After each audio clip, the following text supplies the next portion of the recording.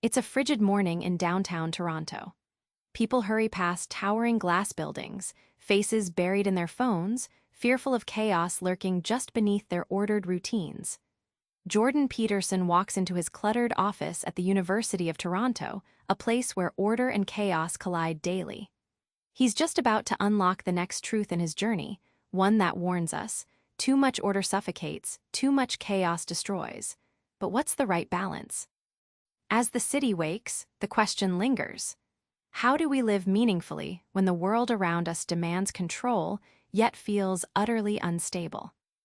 Peterson starts by turning our instinct for safety on its head.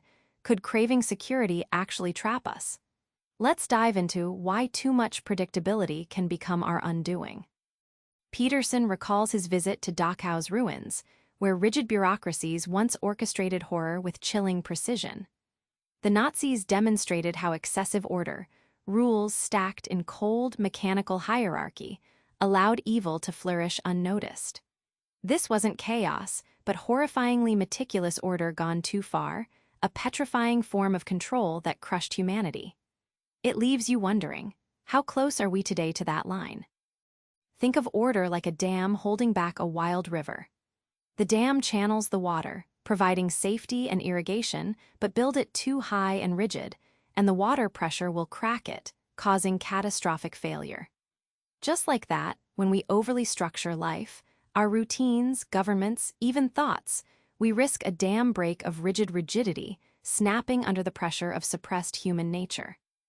Here's the kicker: freedom isn't a fortress of safety, it's a dance with chaos. Peterson argues that embracing calculated risk in art, work, relationships frees you from the stifling grip of too much order. By stepping into uncertainty, you breathe life into your existence, breaking petrification and opening the door to true meaning. People crave safety like oxygen, but what if that craving is itself a trap? Peterson digs into how excess safety muffles growth and sows cultural decay. In a striking chapter, Peterson recounts a Canadian playground where parents forbid anything remotely risky. No climbing trees, no scrapes allowed. Kids grow soft, fearful of failure because their instinct to explore has been anesthetized. This bubble wrapping of childhood leaves them utterly unprepared for life's inevitable chaos. The deeper truth: overprotection starves resilience, setting up a crisis for the future. Peterson compares the modern quest for safety to a psychological opioid. Like medicine masking pain but breeding addiction, the endless craving for security numbs you to life's challenges.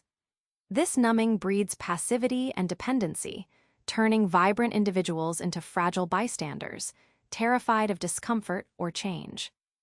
Yet the paradox is this: your wounds and fears are pathways to growth. Only by embracing discomfort, be it through honest conversations, hard work, or risk, do you forge a stronger self. Peterson urges: stop seeking safety as an escape and start using it as a platform to leap into life's uncertainties. Amid chaos and order, Peterson proposes a delicate dance for meaning. And if you get it right, it changes everything about how you live and suffer. Peterson tells the story of an old fisherman who knows when to hold the line and when to let the fish go. That tension between control and release is the essence of meaning. Too much order, life feels hollow. Too much chaos, you're drowning in anxiety. This middle path, a tightrope walk, holds the precious balance where purpose thrives. He likens chaos and order to the yin and yang of reality, the feminine and masculine principles, the known and unknown. Each pole pulls at you, but meaning lives in the dynamic tension between them. Like a skilled sailor adjusting sails to shifting winds, you navigate life best when you respond flexibly to these forces rather than resisting either. Ultimately, meaning is the antidote to powerlessness. When the world crumbles or feels indifferent, grounding yourself in this balancing act empowers you to face life fully. Peterson's call is clear. Stop waiting for perfect order or complete freedom, start living in the tension, and watch your purpose ignite. In our polarized world, Peterson warns ideology is the enemy of balanced thought. It freezes complexity into dangerous dogma. Peterson tells of his political debates where opposing sides reduce reality to slogans and sound bites. This mental shortcut, ideology, feels comforting but blinds you to nuance. He recalls how Stalin's ideology turned millions into victims, a brutal reminder that black and white thinking paves the road to tyranny. The question becomes, how do you resist this mental trap? He explains ideology like a drug that dopamine hijacks to simplify uncertainty. It's emotional comfort distilled into rigid beliefs, us versus them, which shuts down curiosity.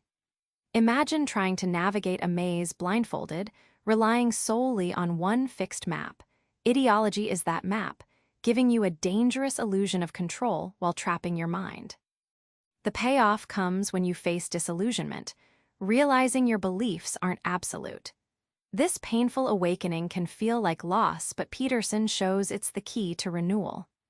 By breaking free from ideological chains, you open space for honest complexity, genuine dialogue, and deeper understanding, personal freedom in thought. Peterson's final call: responsibility is the path out of chaos and into strength. It's a tough ask, but a profound gift. Peterson shares a vivid image from his clinical work: a man overwhelmed by life's mess, only to find strength when he chose to carry a tiny, specific responsibility, a plant to care for every day.